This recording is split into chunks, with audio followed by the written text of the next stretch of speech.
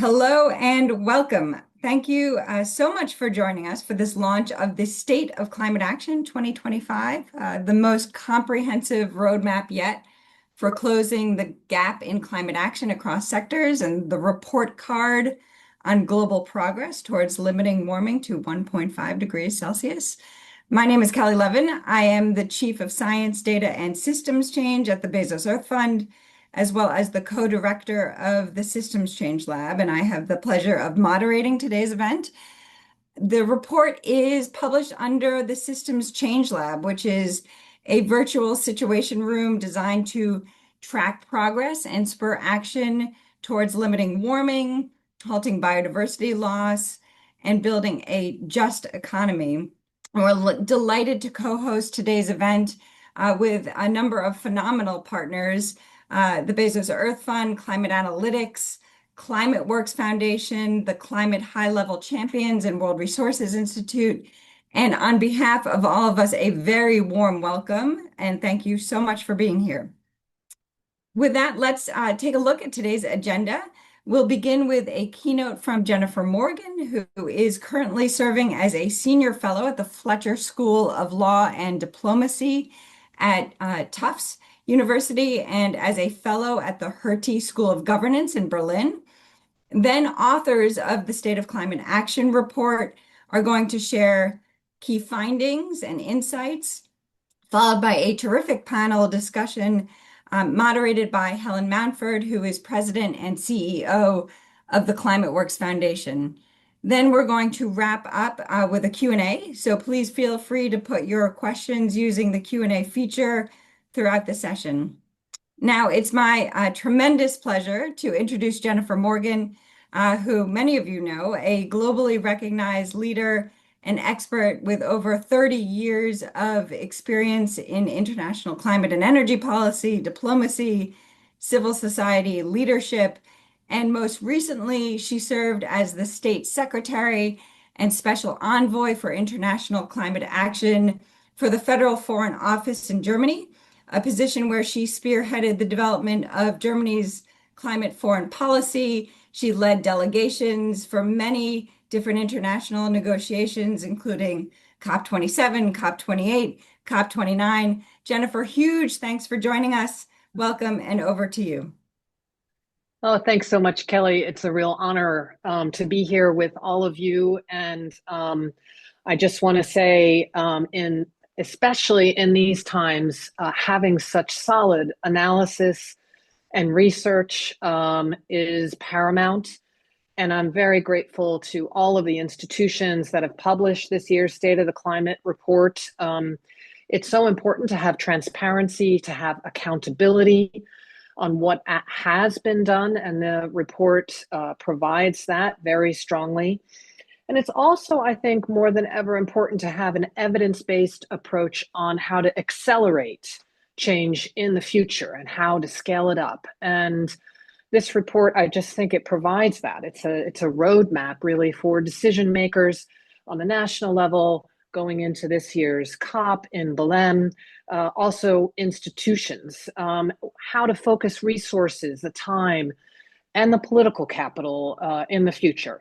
So let me just place us in a context of where we are right now as we mark, and I would even say celebrate, the 10th anniversary of the Paris Agreement. And you may ask, especially as these times and as all of our thoughts are heading to Jamaica and all of the people there, is there really anything to celebrate in a moment where the impacts are hitting so hard and vulnerable people and ecosystems are suffering so much? And I think it's important right now that we're thoughtful and that we're thorough as we assess what's happened in the past, and then that we learn from that and that we implement, and through that learning, we're able to accelerate our implementation across the board. So, you know, if I look back to where we were 10 years ago and where we are now, there are a couple of points that I wanted to highlight. I think first is just around how we're seeing the changes, and the report identifies this in wind and solar power, how now we see them powering more electricity worldwide than coal, which is shifting economics and geopolitics. How we see in 2024 that the sales and investment in China's clean energy sector surpassed 10% of China's total GDP. And in 2023, 40% of the growth actually came from the clean energy sector. Just today, actually, it's worth reading President Xi Jinping's speech for the 15th five-year economic blueprint. He says he wants to, quote, accelerate the construction of new energy systems and to promote the safe, reliable, and orderly replacement of fossil fuel, focusing on building a new power system and building an energy powerhouse, promoting the peaking of coal and oil consumption. So, whether it's looking at where we are on electric vehicles, where we are on low carbon energy supply, I think, what formerly was in the literature is now being lived out in multiple countries across the world. And these are things that I would not have dreamt about 10 years ago when we were working on the Paris Agreement. And we didn't know if the systems that were being set up, if the institutional frameworks being set up were going to work. So I think, we are seeing in the NDC report, and a synthesis report has also been published today, we are seeing that the institutions, they are working. We're seeing more NDCs coming in with economy-wide targets, more greenhouse gas emissions, much more thorough and linked in with the outcomes of the global stocktake. And we're seeing that temperature rise has decreased from where it was before Paris. But obviously, this report has to give us massive pause because of the fact that we know, and it demonstrates where we are off track. And I think what is so helpful is that it goes sector by sector and in detail what's needed to change course. We know that we're not tinkering around the edges. We know that we have to transform all the sectors of the world's economy, and we're seeing where that's happening. But I think the report really helps unpack that complexity. Why is this so hard? Why are we facing such headwinds right now? Well, I think first there's an unprecedented scale of what's needed. And this report demonstrates how much is needed across so many levels. But obviously we're seeing these headwinds. And I think, when you are successful in something and moving forward and declining fossil fuel use and production from where you will see that the vested interests that are pushing those oil, coal, gas, and I would add agriculture industry into that, well, they're going to double down and they're going to work even harder to keep progress from moving, from going with the pace and scale that's required. And so that means that we have to double down. And I think we've seen the examples, and I was trying to think about where are there success? What are the key ingredients moving forward? And I think we see where you have those clear, loud policy signals, that mixture of government, policy, and private sector, and civil society investment and drive, where the social factors, the equity and justice factors are integrated in, often where indigenous peoples are included, and leadership. And that's what I want to close with. I think this report gives leaders, and leaders I would say are all of us, but that guidance as we go into Belém and every day to see where we focus our efforts. No, we are not on track, but we have a strong foundation from which to build. We've learned a tremendous amount. We have had successes. And I think, as the late, great Jane Goodall said, hope is more than wishful thinking. So I think this is a clear roadmap for us to see where we double down, how we move forward. And as we go into Belém, working to have leaders commit to closing this gap and to specific proof points that will demonstrate to people around the world they're not going back. The Trump administration is an outlier. The rest of the world gets it, understands both the opportunity and the tremendous risks, and is moving forward. Thanks so much, and I look forward to listening to the authors. Thank you so much, Jennifer. It is always such a privilege to hear from you. And I think that, as you said, even amid the immense destruction that's brought by climate change, acknowledging moments of progress is certainly worth celebrating, um, but not as necessarily signs of victory, but proof, as you said, that change is possible, that we know how to accelerate change. But as you said, we need to tackle the headwinds, and I love the idea that these headwinds could exist, perhaps indeed because we're starting to succeed, right? And then the question is how to overcome it. We are now going to turn over to the report's findings. And what you're going to learn today is how goes the battle, so to speak, on climate change. What we've done is translated the Paris Agreement's temperature goal into global sector specific targets, primarily for 2030, for 2035, for 2050, across a number of main sectors: power, buildings, industry, transport, forests, food. And together, these sectors account for 86% of global greenhouse gas emissions. And additionally, the report looks at progress on finance as well as technological carbon dioxide removal. What we've done is chosen 45 indicators of progress, and we project current trends out to 2030. We take into account nonlinear change where it's relevant, and we compare it to the pace of change that's required to stay on a 1.5-degree pathway. And that gives us what we call an acceleration factor. Basically, how fast does change have to happen to meet the target? And each indicator then falls into one of five categories, from on track to moving in the wrong direction altogether. And the punchline is that progress is moving, but it's not fast enough. None of the 45 indicators assessed are on track to meet their 2030 goals. 6 are improving, but too slowly. 29 are lagging far behind. 5 are headed in reverse, and 5 didn't have enough data to assess, and they remain unclear. And what we can tell from the analysis is that a huge shift is required. For example, we need to phase out coal power more than 10 times faster than recent trends, reduce permanent forest loss more than 9 times the current rate, scale up technological carbon removal more than tenfold, and the list goes on and on.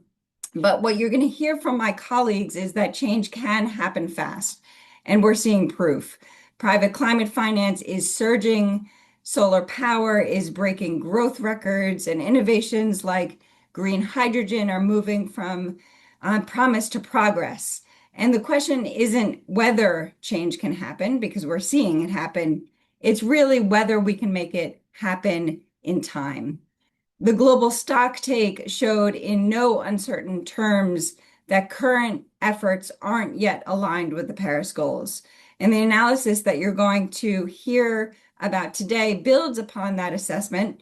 It pinpoints where each sector stands and how far and how fast we still need to move this decade. And as countries shape their next set of climate commitments, or their NDCs, our hope is that these insights offer a clear picture of where progress must accelerate to close the gap. What I'm going to do now is hand it over to the report's authors, who are going to walk us through some of the major findings of how various sectors are performing.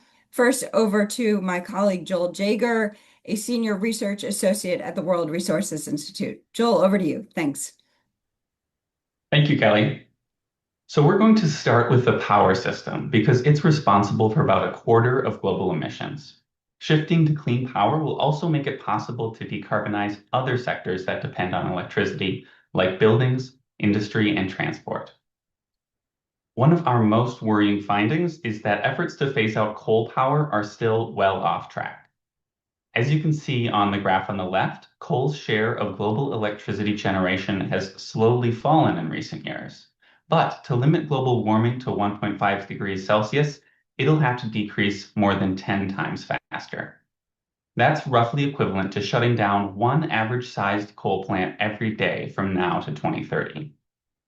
What's more, while we can see the share of coal is falling, total coal power use hit a record high in 2024 because of growing overall electricity demand.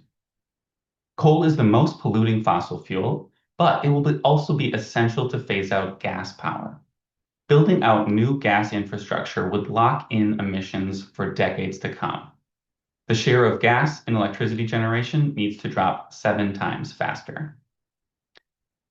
The paradox in the power system is that while fossil fuel power is still breaking records, zero carbon power is too.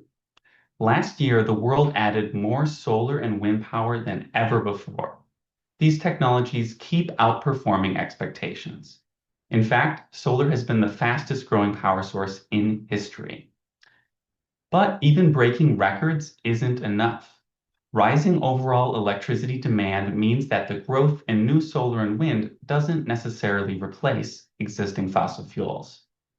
On top of that, other sources of zero carbon electricity like nuclear and hydropower have been mostly stagnant in recent years. We are simply running out of time before our 2030 targets. In the last 5 years, the share of solar and wind in electricity generation grew at about 13% per year. That's really promising, but it would need to more than double to a 29% annual growth rate to stay on track for 2030. It's important to accelerate now because if we don't, the path to reach the targets will become steeper and steeper each year. Overall, with the power sector, it is a mixed bag. To accelerate the shift to zero carbon power, the world needs to increase clean energy investment, build out transmission lines and energy storage, and remove support for fossil fuels. There is a diverse group of countries, from the United Arab Emirates to Chile to Greece, which are decarbonizing their power systems far faster than the global average. So it's really up to the rest of the world to catch up. Now let's take a quick look at how the buildings sector is doing. Buildings emit greenhouse gases from heating, cooling, cooking, and lighting. In total, they're responsible for 6% of global emissions. The world has been making progress in improving the energy efficiency of buildings, as shown on the left, but the pace of change needs to be 3 times faster than it has been. On the right is the carbon intensity of buildings. That's a comprehensive measure of the amount of carbon emitted per square meter of a building. It's also improving, but remains well off track. So how do we decarbonize buildings? For old buildings, we need to retrofit them with newer, more efficient technologies. For new buildings, we need to build them zero carbon from the start. There's not much data for either of those two metrics, but we do know that the rate of building retrofits will have to more than double. So buildings is a similar story as with power. Some progress is being made, but not yet fast enough. With that, I'm going to pass it over to my colleague, Clea Schumer, who's a research associate at WRI and one of the co-lead authors of the report. Thanks so much, Joel, and thank you all for being with us. I will be covering a quick overview of results across our 2 other energy end-use sectors, the global industry and global transport sectors. So starting with industry, the sector covers the production of materials like steel and cement, which are the building blocks of our cities and economies. However, these materials are also among the most emissions-intensive products to produce on the planet and generate emissions that are notoriously difficult to reduce at scale. The story of steel is particularly worrying. Today, producing steel accounts for over 7% of all global carbon dioxide emissions, and since 2018, the carbon intensity of steel production has risen. That means that for the past 4 reports in our State of Climate Action series, this indicator has been moving in the wrong direction entirely. Solutions do, however, exist to help steel and other industrial processes get on track. This year's report finds in particular encouraging 1-year gains in nascent innovations that can help to decarbonize heavy industry. Take green hydrogen, for example, a potential game changer for decarbonizing steel, green chemicals, and more. its production more than quadrupled in a single year, hinting that the wheels of industrial transformation are starting to turn. Nonetheless, green hydrogen remains less than 0.1% of today's global hydrogen market. So additional measures to stimulate demand and incentivize investments will be critical to turn early momentum into lasting progress. Cement production is at least moving in the right direction, although far too slowly, with current progress needing to accelerate fourfold to get on track. Fortunately, we are seeing an uptick in low carbon cement projects like CCUS cement and calcium clay projects, which does invite optimism for future change. And you can see that change here in this figure. So we'll move on now to the transport sector, which of course presents a whole different set of challenges and opportunities. We all know that transport systems connect people, goods, and services, but globally they remain inaccessible to many, contributors to dangerous local air pollution and, of course, a significant source of greenhouse gas emissions. In the last State of Climate Action report that we published in 2023, electric vehicles were the standout success. They were the only indicator that was on track for 2030. This year, the share of electric vehicles in light-duty vehicle sales has been downgraded to off track. That may seem counterintuitive. Electric vehicles, of course, do continue to rise rapidly, and we are seeing more than 1 in 5 new cars now sold around the world are electric. In China, the world's largest car market, that share is 1 in 2. However, the global rate of growth has slightly slowed in 2023 and 2024 compared to years prior. For instance, sales dipped in Europe following subsidy rollbacks in Germany and France, while in the United States, growth has decelerated because of still too high vehicle costs and limited public charging infrastructure. So while the electric vehicle revolution remains one of the brightest spots for climate action, the pace has slipped below what's needed to get on track. Decarbonizing transport, of course, isn't just about electric vehicles. We need to shift from private vehicle travel as well, which is still increasing as a share of all distance traveled. We need to shift to alternative public, shared, or active transit modes to get on track, like buses, metros, and light rail. And while many countries are expanding rapid transit networks, recent construction needs to accelerate 5-fold to get on track. We'll also need solutions to decarbonize aviation and shipping. Sustainable aviation fuels and zero-emission shipping fuel both hold significant potential. And if supported by the right policies and investments, these technologies could grow rapidly and may follow S-curve patterns of rapid nonlinear growth, similar to what we've seen in renewables like solar and wind and electric vehicles. But to unlock this sort of change, a supportive enabling infrastructure is paramount. So with that, I will pass to my co-lead author of this year's report, Sophie Boehm, a senior research associate at the World Resources Institute. Thank you so much, Clea. So next we turn to the world's forests, peatlands, and mangroves, ecosystems that are global hotspots for carbon storage and sequestration. Together, they hold roughly triple the total amount of carbon emitted from fossil fuels since pre-industrial times. But when these ecosystems are deforested or degraded, much of that carbon gets released back into the atmosphere. On the other hand, protecting, restoring, and sustainably managing these same ecosystems can not only reduce emissions, but also maintain, and in some cases even strengthen, carbon sequestration. One of this year's most sobering findings is that despite political pledges to protect forests, global efforts to effectively halt deforestation are well off track for the 3rd report in a row. After dropping from a record high of 10.7 million hectares in 2017 to 7.8 million hectares in 2021, deforestation is once again creeping upwards. In 2024, the world permanently lost 8.1 million hectares. And just to put that statistic into perspective, this is equivalent to permanently losing nearly 22 football fields of forests every single minute. And this recent spike has dampened a longer-term downward trend that we've seen since 2015.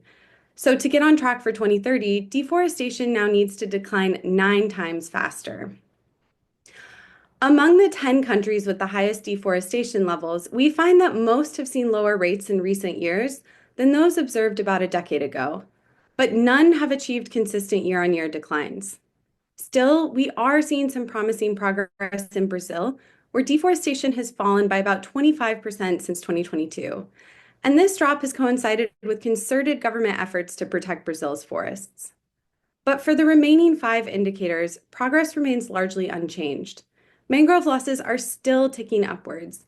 Efforts to restore the world's forests and mangroves continue to lag behind. And we still have very few insights on peatland degradation and restoration, which is especially concerning because once degraded, these ecosystems can emit greenhouse gases for decades to centuries. So, what will it take to conserve these ecosystems? Success will largely hinge on our ability to fundamentally change how we produce and consume food. And this is no small feat. Climate impacts are already dampening yields, and yet we need to grow more food to feed more people more nutritiously and more equitably by 2050. At the same time, we need to stop farmlands from expanding into ecosystems, and we need to lower some of the most potent greenhouse gas emissions from agricultural production. So agriculture accounts for roughly half of global methane and nitrous oxide emissions, and these have risen slowly but steadily in recent decades. The good news is that the amount of greenhouse gases emitted per kilocalorie of food produced has actually decreased across all major sources. And there are promising strategies that can help cut emissions even further, from easier to digest feeds, which have reduced livestock-related emissions across Europe and North America, to a well-established practice of repeatedly flooding and drying paddies, which has lowered emissions from rice cultivation in many parts of Asia. But efforts to scale these solutions are just coming up short, such that progress now needs to accelerate fivefold. Also concerning, crop yields have remained relatively flat over the past 5 years, meaning that we're well off track for the 3rd report in a row.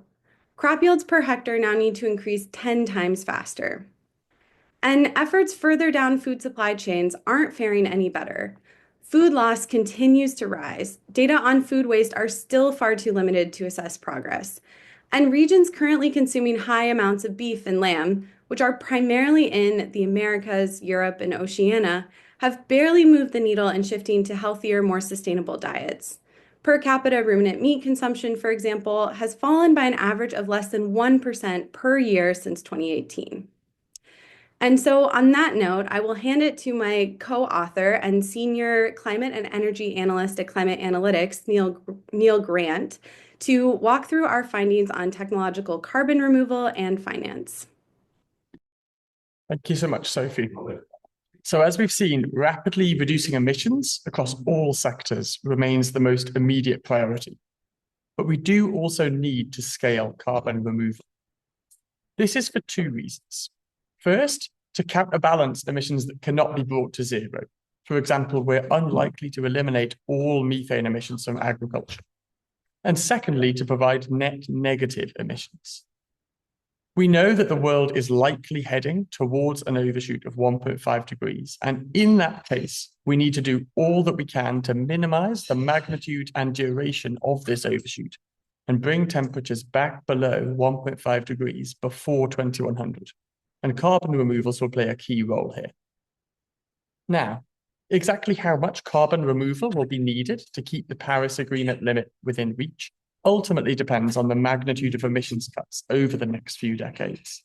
And this slide shows that by 2030, for example, carbon removal technologies would need to capture and permanently store anywhere from 30 to around 700 million tons of CO2. Now, global efforts to scale removals is occurring, and this indicator has seen significant growth in recent years. So technological carbon removal grew around 50% from 2022 to 2023, and it's roughly tripled since 2019. However, we're still not on track.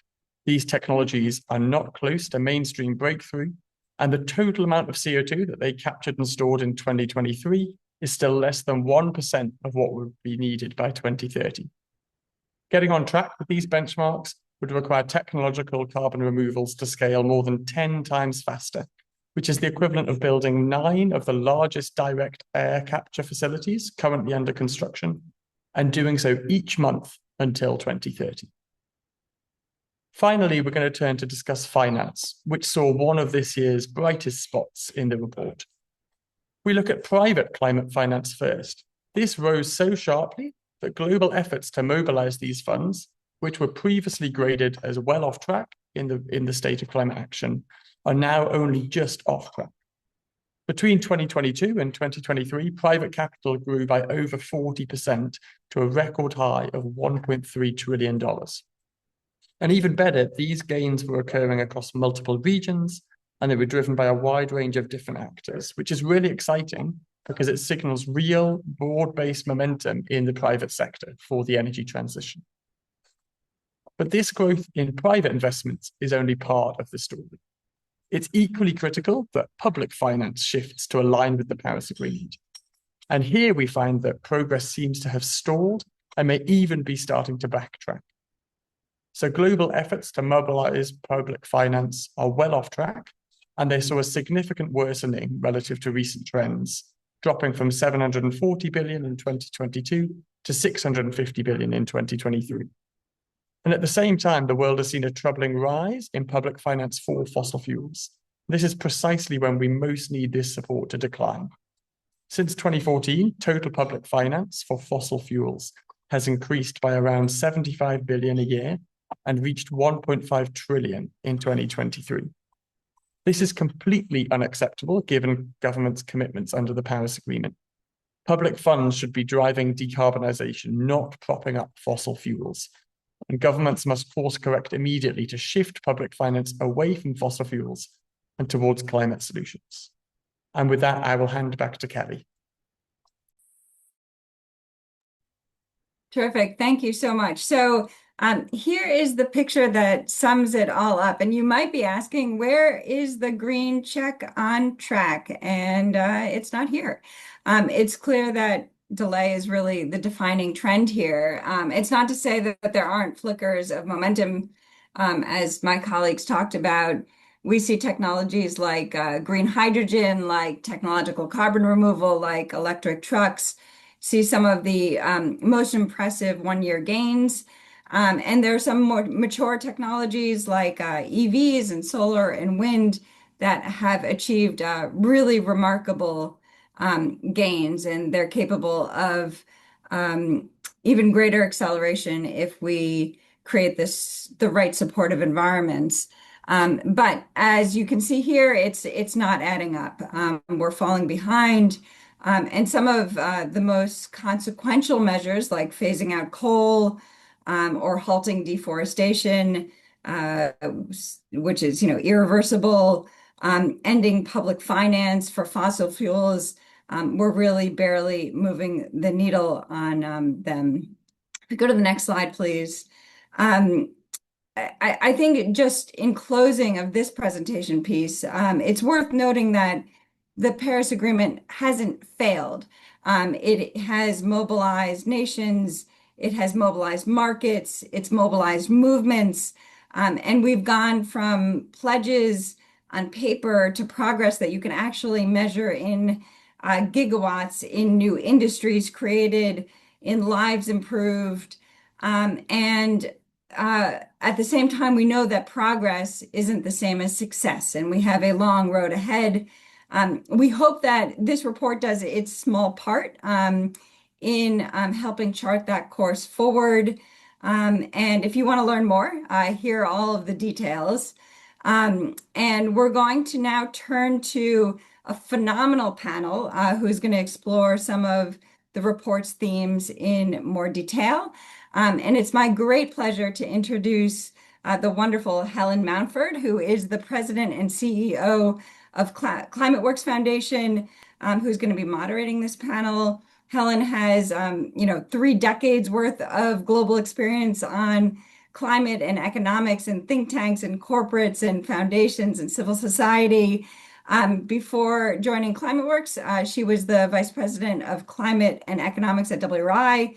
She worked at OECD and many wonderful other positions. Over to you, Helen. Thanks for joining. Thank you so much, Kelly, and huge congratulations to all the team for this excellent report. It is a sobering wake-up call, but it also shows where we have seen enormous progress since the Paris Agreement came into force and how and where we need to step up action today. We have a fabulous lineup of speakers joining the panel today to really dig deeper into what they see as the opportunities on the ground for stepping up action and also some of the challenges ahead. So today we're joined by Rulita Camacho Thomas. She is the Climate Ambassador for Antigua and Barbuda, the Deputy Parks Commissioner at the National Parks Authority, and Deputy Director of the Department of Environment there. Rulita has played a key role in the Paris Agreement negotiations and currently serves as a UNFCCC lead reviewer. We're also joined by Dan Iospe.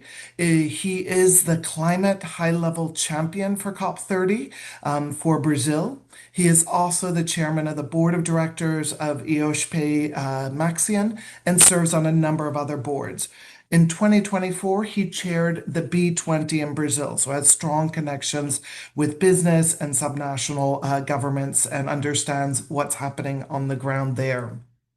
We also have Catherine McKenna joining us. She's the founder and CEO of Climate and Nature Solutions, and also a former Canadian Minister of Environment and Climate Change, as well as a former Minister of Infrastructure. She's chair of the UN Secretary General's high-level expert group on net zero commitments of non-state entities and founded Women Leading on Climate. We finally, but last but definitely not least, we have Dora Modise joining us today, who's the Executive Director of the Presidential Climate Commission in South Africa and formerly served as C40's Regional Director for Africa, so engaging closely with cities in South Africa and across the continent. She previously held roles as the CEO of the Green Building Council of South Africa and the PRO Alliance. She also played a key role in the Rio Plus 20 process and helped establish the country's National Green Fund. So with our panel today, I want to start us off with a question to everyone, a very quick fire round, just one question, having seen all the results of the report highlighted by the authors here. If world leaders were really to treat this year's State of Climate Action as an emergency briefing, a moment for them to truly course correct before 2030, what, from your perspective, would be one decisive action that you'd want to see them prioritize immediately? I'm going to limit you each to just one and a very brief summary. What do you think is the one thing you'd want leaders to take away and do tomorrow based on this report? So let me start with you, Relita, Ambassador Thomas. Let's start with you. Over to you.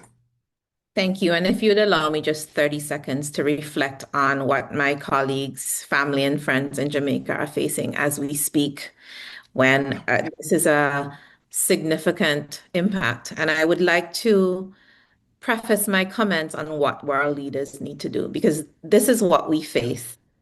This is very personal for me. I had to evacuate my daughter from Jamaica. There are other students there who are in a hotel, not knowing if the hotel is going to stand. This is catastrophic. And I think sometimes when we talk about climate change and we talk about actions, we're thinking of economies, but there are real impacts on real people and lives that matter. And I think that's the first thing I want world leaders to do. This can happen to you.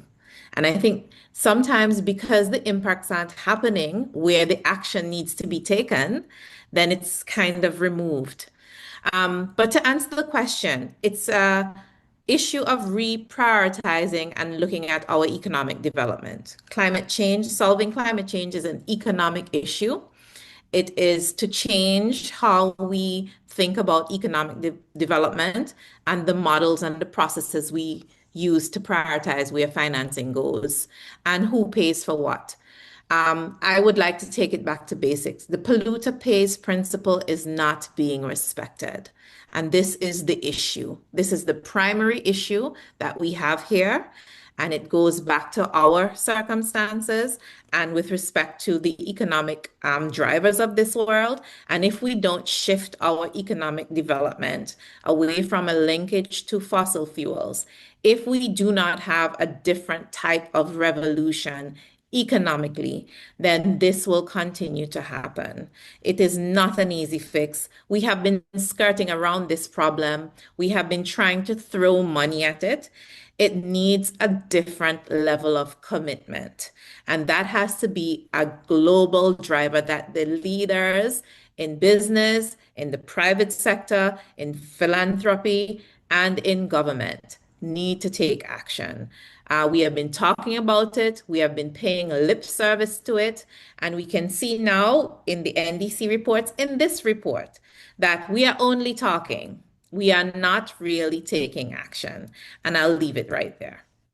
Thank you, Rolita, and for bringing home the personal the impacts of what we're seeing and what we're all focused on in terms of Jamaica in the coming days, but also what we're seeing around the world, the devastating impacts of climate change escalating, extreme weather conditions escalating, and hitting everyone.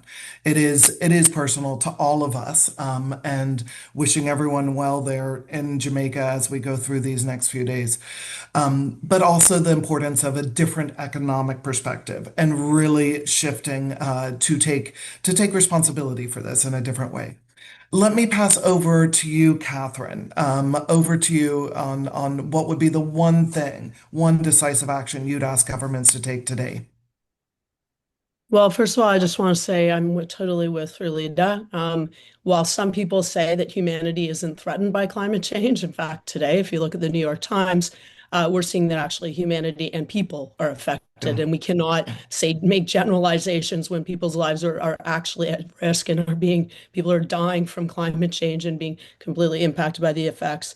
So, I mean, like everything is linked in life, but I mean, public money should not go to financing fossil fuels. One, on a basic thing, these companies are making historic record profits over Russia's illegal invasion of Ukraine, which then they're giving back to shareholders rather than investing any scalable amount in clean. But that money then should go to tripling renewables. It should go to phasing out coal. It is completely unconscionable that governments are actually taking very short money. There's not a lot of public dollars, and using it to accelerate the climate crisis, and then they're going to have to pay for to protect their own people and to adapt to climate change. So I think that is the one that's extremely consequential. Where the money goes is so important. And if we take that money and add polluter pay principles, so we would actually have more than enough money to phase out coal and to triple renewables. Thanks so much, Catherine. And as was mentioned before, we in 2023 there was $1.5 trillion in government subsidies and tax breaks to fossil fuels. If we use that money to phase out coal, to, as Rulita says, to really move forward with a different economic perspective, we would have the funding that we needed to tackle this. Dan, over to you. What's your one thing?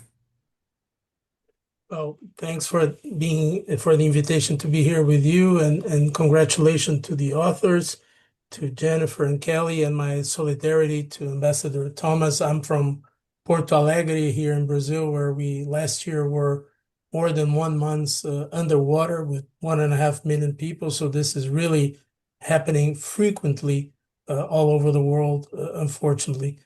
From the perspective of COP30, and what we're trying to do here is, in one word, to implement all the existing initiatives and to have a framework, an architecture for the action agenda that is supportive to getting things done quicker, and that we could scale up all of these curves that we saw before sooner than later. That's how we draw this framework. And this is a 5-year strategy that we are presenting to COP as a way to move forward, at least for the next 5 years, as we have great technologies, important solutions. But if we don't scale them up, quicker than we're doing, of course, we are not going to get there. And this is going to get worse and worse, and all the resources will go to fix the consequences, and we're not going to be able to deal with the causes that were very well mentioned here. So, in a simple word, implementation. That's all of our effort, how to do that as quick, as efficient as possible. Thank you, Dan. Implementation, the focus there, absolutely. Dora, let me pass over to you. What would be the one thing you'd highlight to governments today?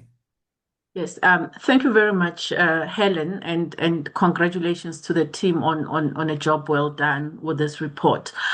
I mean, for me, the one thing is if we are truly treating this as an emergency, we would like to see a coordinated investment drive around energy and social infrastructure. I mean, the impacts are happening as we speak.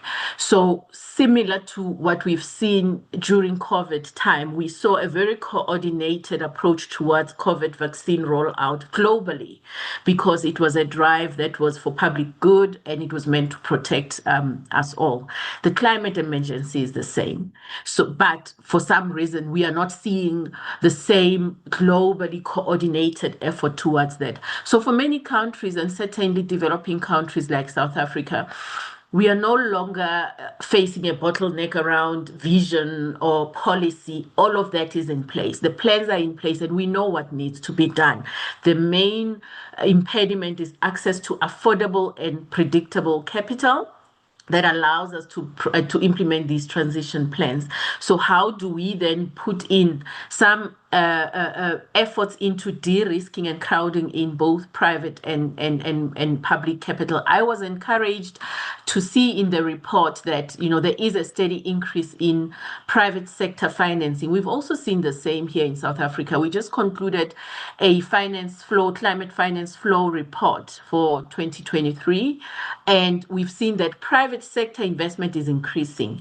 Public sector is lagging a bit behind. So therefore, how do we then get governments to unlock more, and public both nationally and internationally, of course. So therefore, for me, we need to then move beyond pledges. I view pledges as a placeholder. We pledge 1 billion. It will come sometime in the future once you've met certain conditions, which in most instances are cumbersome. So for me, I would like to see that investment drive with resources on the table rather than a pledge for some time in the future. Thanks so much, Dora. So across the panel, we've seen this focus on a wake-up call for governments, for people around the world of the impacts of devastating climate change, the importance of the polluter pays principle, actually getting polluters to pay for the pollution they're emitting, the importance of shifting public money. It should not be going anymore to fossil fuels at all, the importance of implementation, and to go beyond pledges of finance to actually ensuring affordable and predictable capital. So it's a great start to our discussions. Thank you so much for all of you. I'd now like to go into a couple more in-depth questions. And Dan, let me start with you. The state of climate action shows that we're really falling behind in every sector. We also know that the current set of climate plans for countries, the new NDCs that are coming forward, are important, but nowhere strong enough to achieve the goals of the Paris Agreement. What outcomes are you seeing, particularly from the action agenda that you're championing for COP30, that you think could really help to right this ship? Well, first, take the center stage. Two, use the global stocktake as the base for whatever we do in the action agenda. Three, following Dora's comment, no new initiatives from us, no new pledges. There are 700 initiatives around the world. 300 are fairly active. We are working intensively with activation groups. We have 6 axes that talk to the global stocktake, 30 key objectives that talk directly to all of the graphs that we saw before. And each of these activation groups works on plan to accelerate solutions. So when we talk about SAF, cement, steel, transport, tripling renewables, capturing carbon, deforestation, regeneration of degraded areas, new ways of agriculture, all of those themes we talked about, very objective tables that have been working for the last 3 months with all the owners of the initiatives.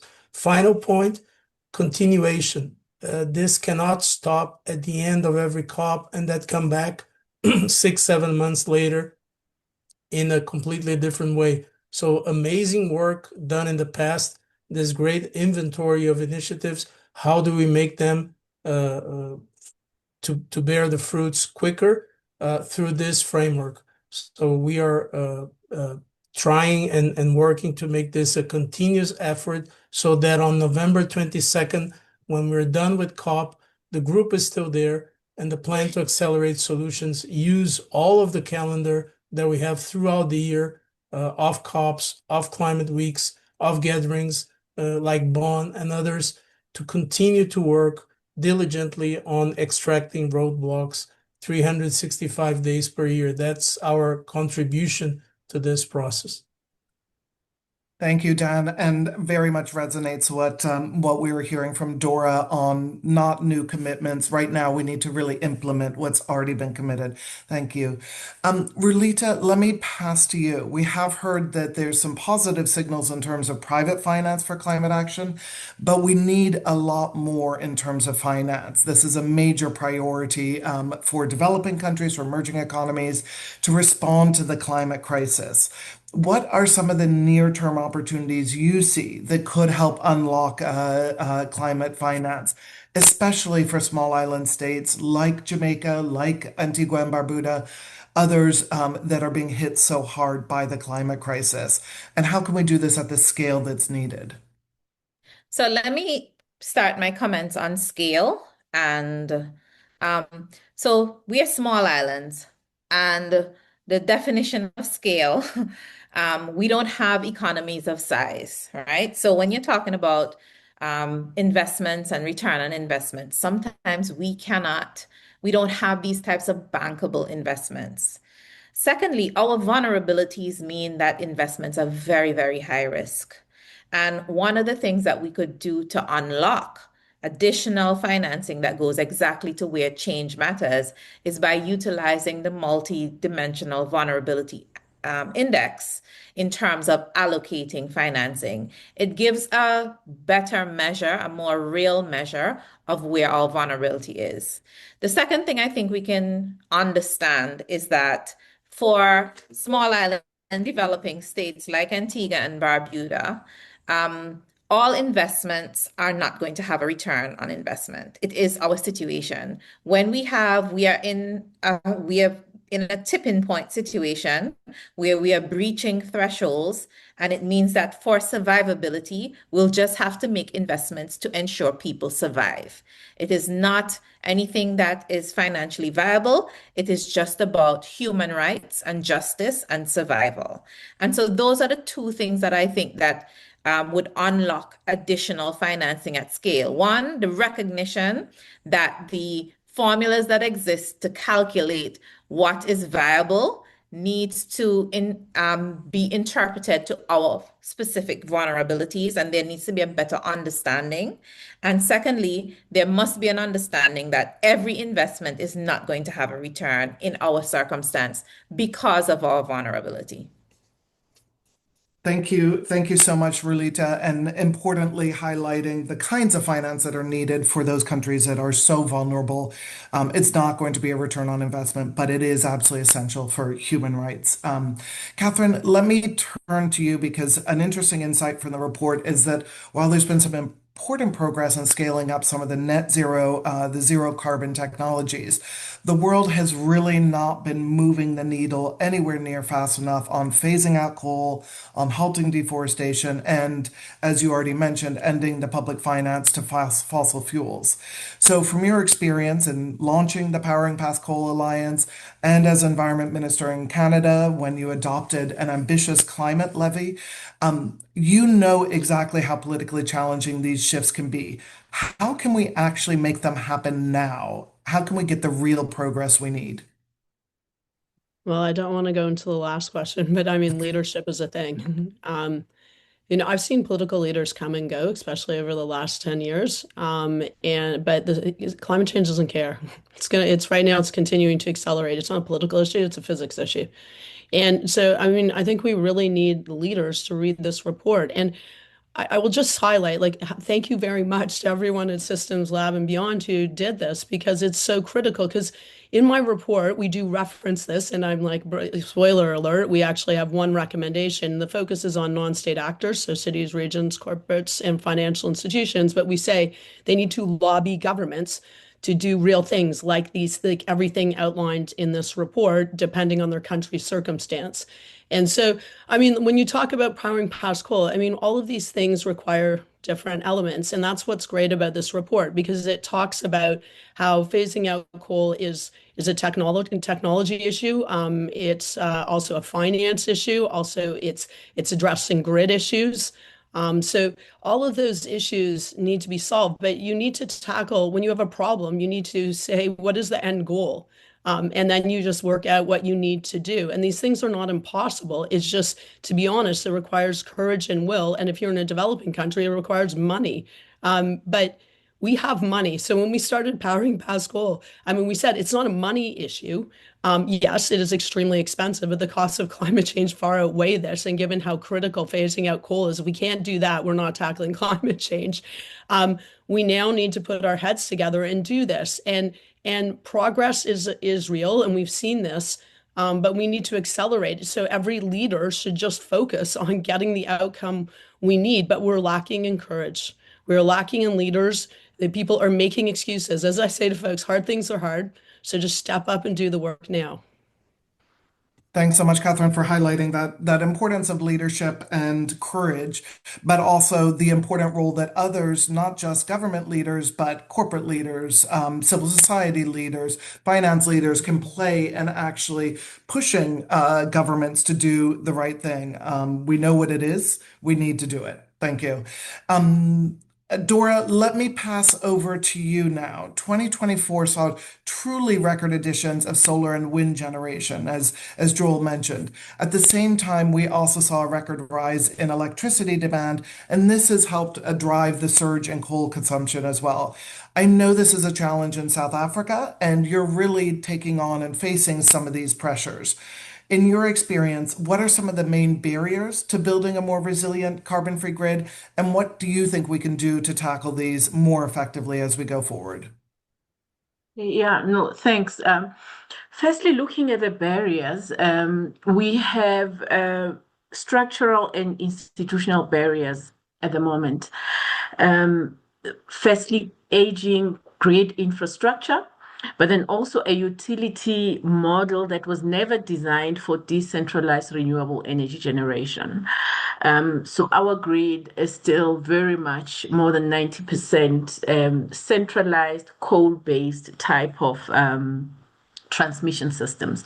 So the need to strengthen the transmission system is quite important, but then added to that is the issue around limited investments in grid infrastructure. And I think that is one area where we are strongly focusing on now, where the key lever for energy transitions is around not mainly generation, but transmission and distribution.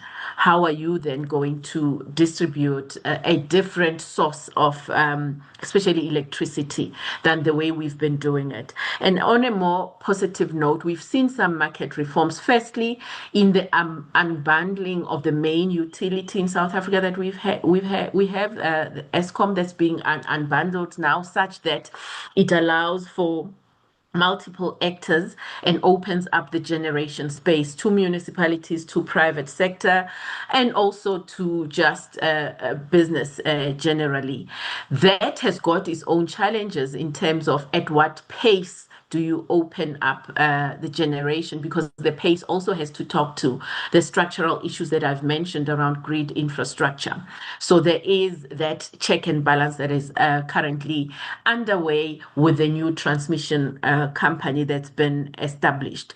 Secondly, an important issue is around transparent transition planning that allows for clarity to investors in terms of what's coming up. So then the country and the main utility, ESCOM, has drawn up what they call a decommissioning plan over time. So we know that we have to decommission and move away from coal generation, but we can't do it all at once and we can't start tomorrow. So therefore, a clearly mapped out transition plan has been communicated such that investors are well aware of where we are going in terms of this transition, and then also how to then play a role in this whole space.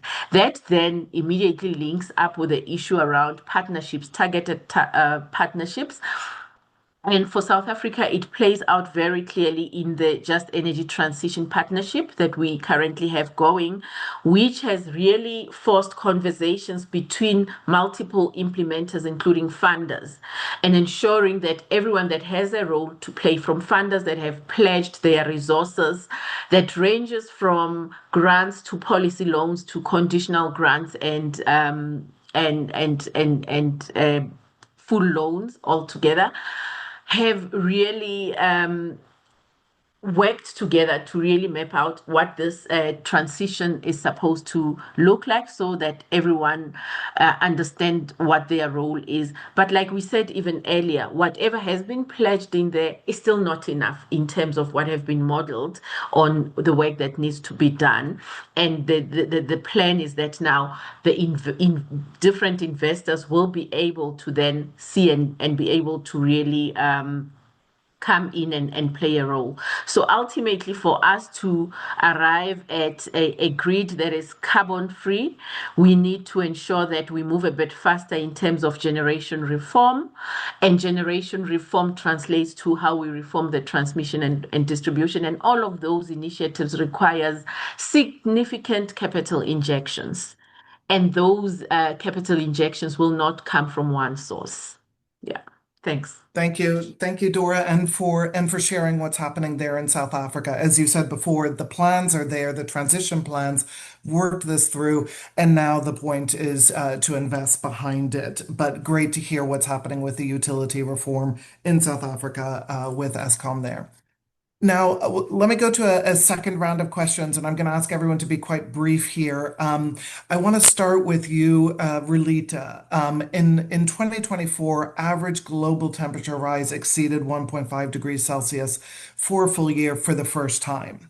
While this doesn't mean that the Paris Agreement's temperature limit is out of reach, debate is growing about whether to give up on it or not. As a representative from one of the world's hardest hit regions, what's your response to this? Giving up on the 1.5 limit is a death sentence for us, plain and simple.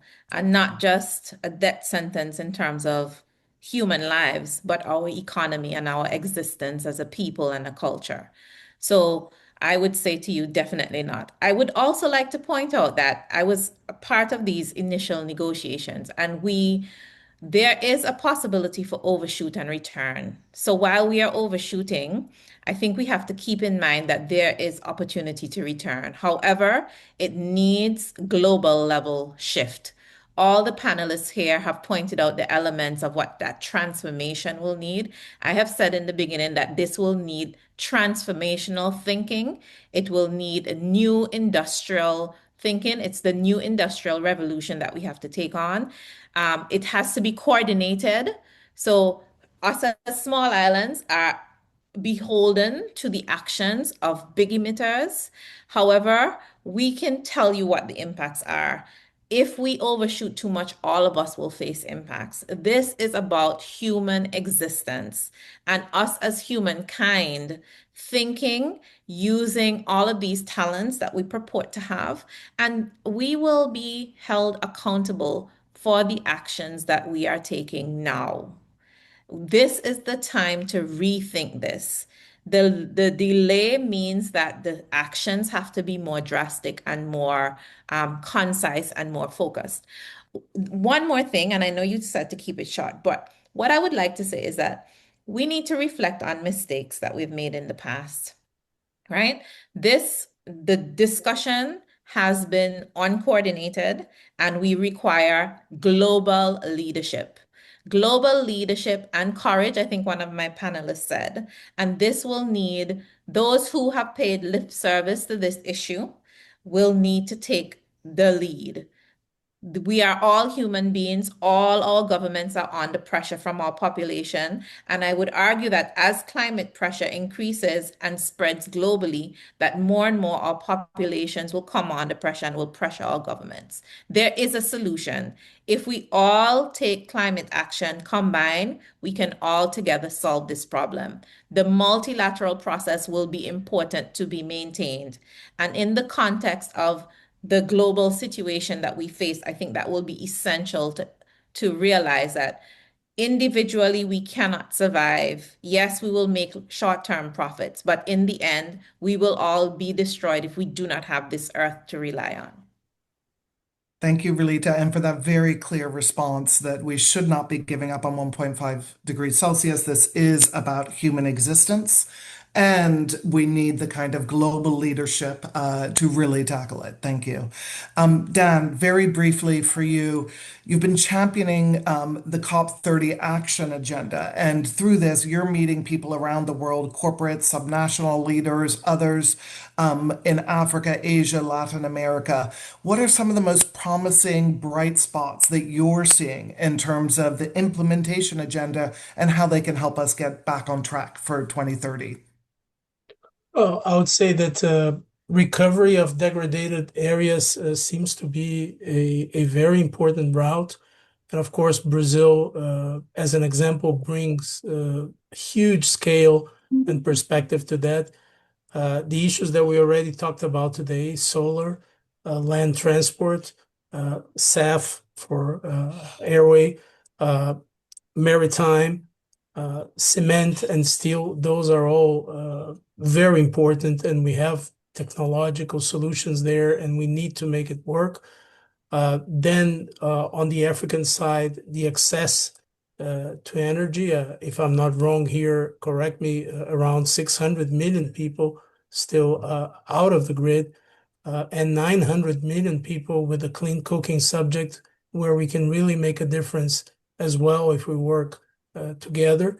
So many promising areas here: waste management, water treatment on the cities, oceans, and of course, halt deforestation, which, as correctly pointed out, Brazil is a very important part of the puzzle, and TFFFF, which is a very interesting financing route that hopefully will become material next week or 2 weeks from now. So many interesting things. But again, we need to stay close to the ground and to be very practical, pragmatic, and make sure that we have a framework and architecture that make those things work. That's what we're trying to do. Thank you so much, Dan, and highlighting all those different areas where we have the technical solutions now. It's actually about implementation on the ground and where we're seeing leadership in doing so across different sectors and communities. The TFFF that you mentioned, the Tropical Forest Finance Facility, is one of the elements coming out of potentially coming out of COP30, which can really help to deliver some of the finance that's needed for tropical forest countries to halt and reverse deforestation in a way that is a sustainable financing mechanism. So definitely one to be watching there. Dora, let me turn to you again. As the state of climate action highlights, efforts to transform sectors must be fast and importantly also fair. You mentioned what's happening with Eskom, the utility, the energy utility in South Africa. But another thing that you're focusing on in South Africa is the just transition for workers and for communities. What are some of the lessons you're learning from that, very briefly? Yes, thanks, Helen. We have learned even from looking at examples globally that just transition is not an afterthought. And we've learned that as a harsh lesson from a practical case with the closure of one of our coal-fired power stations in 2022, where a lot of the social work and that whole concept of leaving no one behind was not taken into consideration. And even though the closure was not linked to a just transition, a carbon transitions process, but rather an economic decision. So a key issue for us as social compacting with communities and engaging with workers is quite critical early on in the transition process, because for communities, especially those that are fed by carbon intensive sectors, the main worry would be what then happens to jobs and what are the economic impacts of either a closure of a coal-fired power station or a repurposing thereof. So therefore, as the PCC, we lead a just transition process that is very much consultative, where we design key economic sectors and work on key transition skills that needs to come into a particular area in preparation for a closure or a repurposing of such an activity. So the big lesson there, given the limited time that we have, the big lesson is around social dialogue and negotiated transition compacts with those that are affected, such that as you move forward, that does not derail progress, but rather enhances it, because everyone can see a benefit in transition processes. Thank you, Dora, and for emphasizing the important point that this social dialogue and just transition must be a part of the discussions from the start. It's got to be embedded in what we see in the transition for energy. Catherine, let me turn finally to you. You stressed the importance of political leadership and courage. In this moment, what kind of leadership at every level are you seeing that can really drive the systems change that this report demands? What's the leadership you're looking for? Well, I mean, I have to stay on brand. So the first report I did for the Secretary General was called Integrity Matters. And we have need leadership with integrity. And that means not giving up on the Paris Agreement, including the goal of 1.5. It also means doing the work. So that means that when you set a net zero target, it's not just a long-term target, you do the short-term work. And what is so important about Systems Lab and what they've done is they've talked about what are the key goalposts. What is it? It's almost an 80-20 rule. What is the 80% that we can do, that we have solutions for, where we need to focus on? And I'll just end. I'm a competitive swimmer, and people have probably heard this before, but what I learned about politics is everything came from swimming. If you want to be an Olympian, if you want to be a champion, what you do is you set a long-term stretch goal. You can't get that. It's hard. That's why it's called a stretch goal. That's 1.5. And then what you do is you get up every day and you do the work. And then you get on the blocks, and sometimes you'll be evaluated and you'll suck. And so then you got to get up and do the work again, and you got to work with others. And then at the end of the day, you will go far further than you ever expected. So spoiler alert, I didn't go to the Olympics, but I made Olympic trials, and I did far better and got far further than I thought. And that's the kind of leadership we need now, where people don't just say things that they care about climate change and then do the opposite, that they actually have goals and they are measured on them, and that they focus on real outcomes like set out with the Systems Change Lab. And if we do that, we will win. Thank you so much, Catherine, and thank you to all of our panelists. Fabulous insights on this. Just a couple of quick summary points. One, we just highlighted the impacts of climate change, that this is a wake-up call. What we're seeing approaching in Jamaica, but also all around the world, this is something that is really a multidimensional issue and a vulnerability to everyone. We need to ensure that we can actually address this. This is echoed by the State of Climate Action report on where we're off track on so many areas, where we're making progress in some, but not quite fast enough, and how we can step that up. The 1.5C, we should not give up this goal. It is a stretch goal, but if we give it up, it's a death sentence to people, to economies. So we need to keep that in place. We need to ensure that we shift the way we do financing to support these vulnerable countries as well. What we need now, just a few things that were highlighted across the board. One, these transformational shifts in the economy, and again, the State of Climate Action Report is telling us where those are moving and what is needed further. We need that across the economy and across the world. Two, absolutely stop public financing of fossil fuels. There is no reason that this is continuing.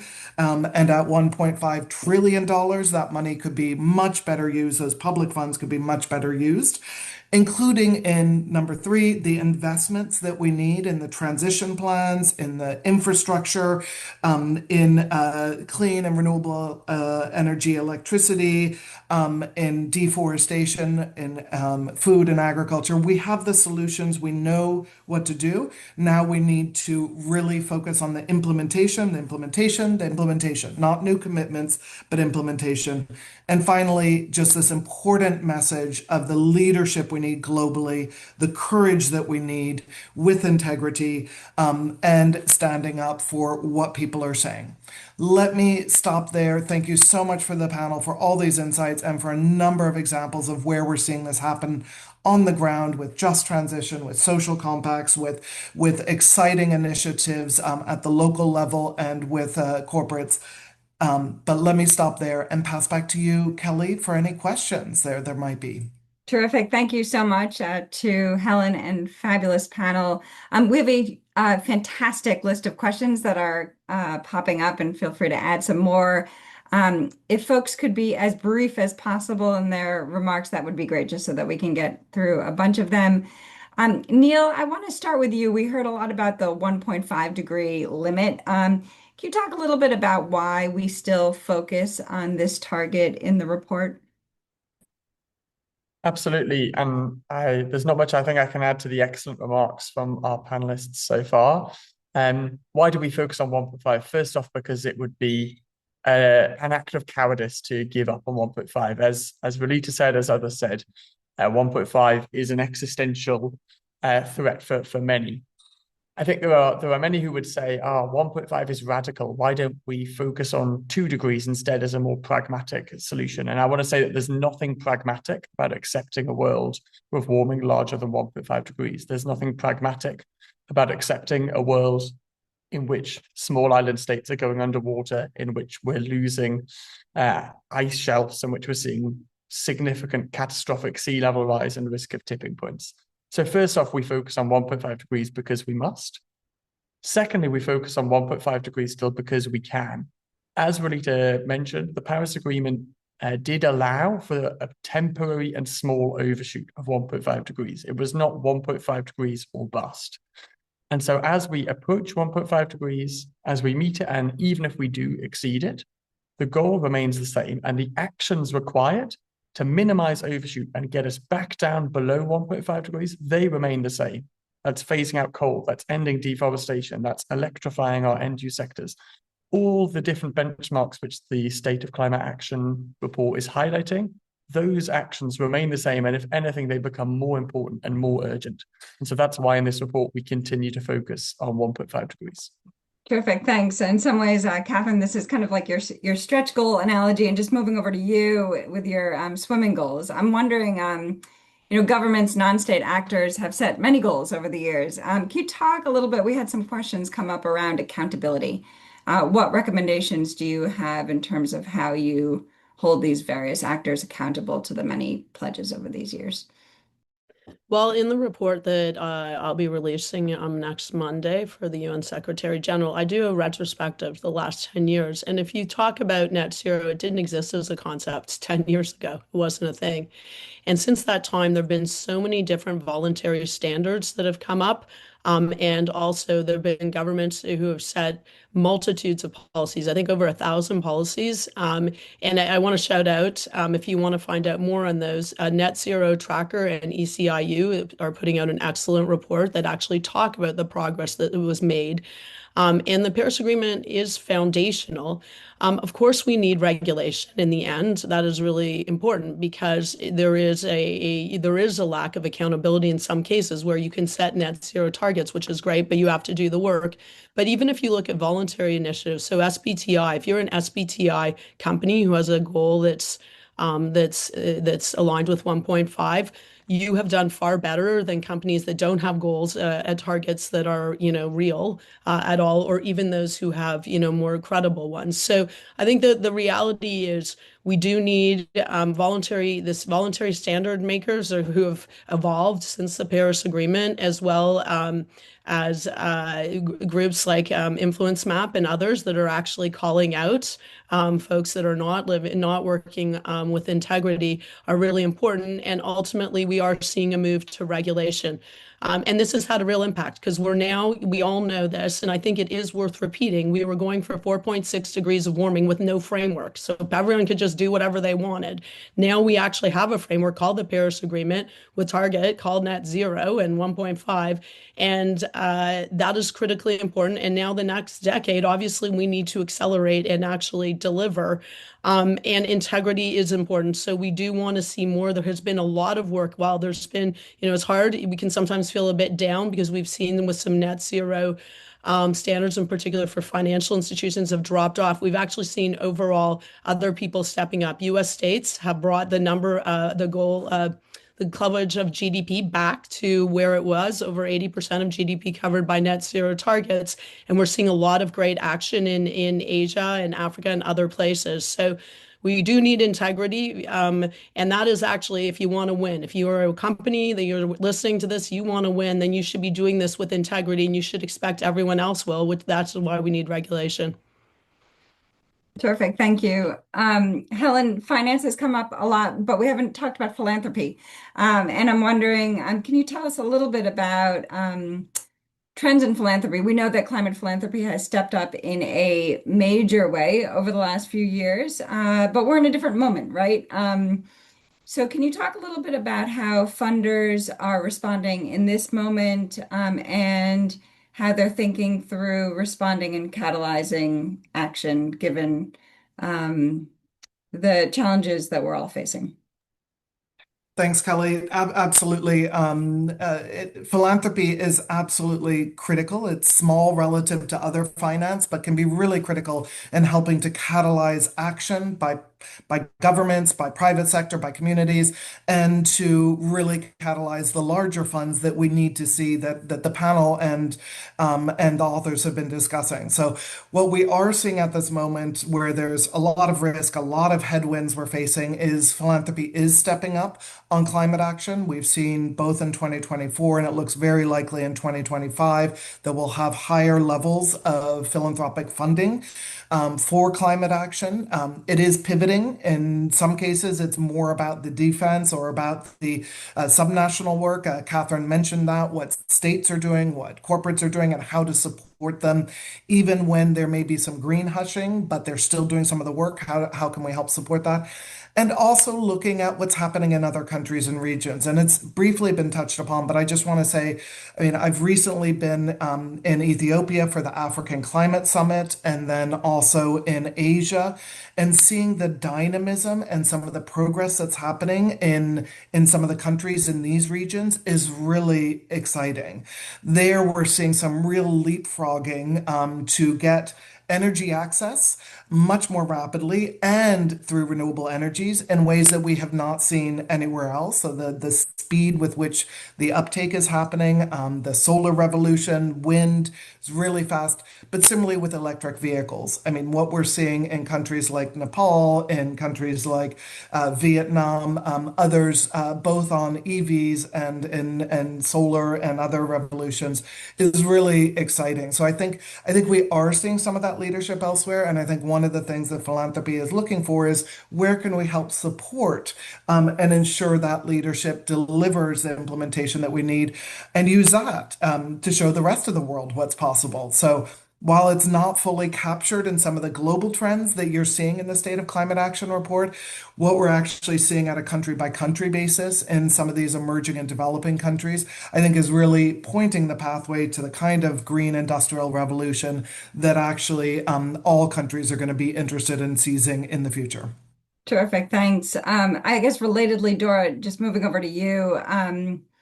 When you think about country action, we've been talking for many years about reframing decarbonization, not just as a climate story, but one that is a pathway for better health, for better jobs, for better well-being. And we talk a lot. The narrative has shifted in places, but not across the board. And I'm wondering, what would it take to finally make that change and embed this framing in the way that we drive climate action? I think it will take full integration into the country's industrial strategy. So, like what Helen has just said, green industrialization is now what drives many economies. So, ensuring that those green industries are heavily entrenched, even in, so we have identified a number of like hard to abate sectors.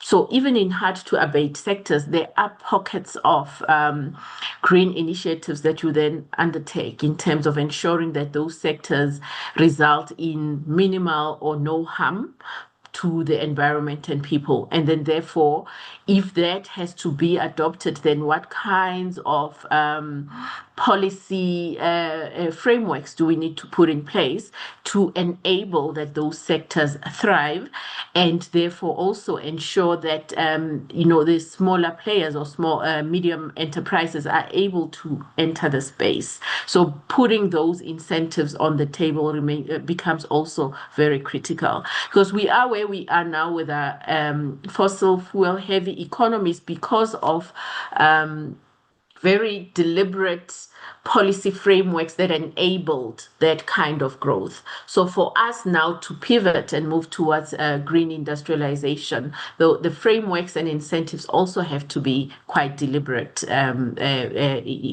their nature. So getting those policy frameworks in order and making sure that all governments are aligned. What we find in most instances is local government might not be fully aligned with what central or national government is saying or is pronouncing. So being the glue that ensures that the one at the top talks to the other, such that investments in that particular space flow, is quite critical. Terrific, thank you. Dan, imagine that you have a cup of coffee. It's the day after COP30. You're opening up the local paper. What's the headline you dream of? What would signify success? Well, as I mentioned before, I think we are driving for a action agenda with 365 days per year of work on activation groups. So hopefully November 22 will be similar to November 21, and those activation groups will be working. Of course, I would like a beautiful headline, but more important for us is to have this continuation of the debottlenecking and the plan to accelerate solutions that has a continuous effort every other day. So that would be my preferred expectation. Excellent. Joel, take us home with the last question. Following on Dan's headline, tell us about best-in-class progress. Where do we see success in particular sectors, in particular countries? Leave us with a high note that change is possible. Sure. Since we just got a few minutes, I'll focus on electricity to keep this short, where there are a lot of encouraging stories. For example, the UK is where the Industrial Revolution started, and it was powered by coal. Well, last year, the UK shut down its last coal plant. In just 6 years, it went from having coal at 36% of its electricity to less than 4%. Thanks to a combination of economics, carbon pricing, regulations. Well, the world right now is actually right around where the UK was at the beginning of that. So if we follow the UK's example, in the next 6 years, we'll be in pretty good shape. And so that's a developed country, but we're also seeing some progress in developing countries. Namibia made solar power a quarter of its electricity in just a matter of years, and it's positioning itself to be a renewable energy hub in Africa. You've also got Chile, where coal power plants were booming as recently as a decade ago, but they brought together all these stakeholders from the industry, from government, from individuals, and now have completely reversed course. They've retired many of those coal plants, including some coal plant plants that were really very young, like less than 10 years old, and are replacing them with solar and wind. So wide variety of countries are really beginning this incredible transformation. Terrific. Thank you so much. We wish we could have this go on for hours. There are so many fantastic questions, and like what an incredible set of panelists and speakers. Thank you guys so much. We encourage you to read the report's findings, go on the System Change Lab website, subscribe to our newsletter if you'd like some more information. We hope that you will become groupies of our work and follow us. We will send an email with a recording of this presentation with a slide deck in the coming days. Thank you for joining. Thank you for engaging so much. And thank you to everybody who spoke today. It's been a terrific, terrific time. And cheers to much more climate progress. Thanks. Thank you.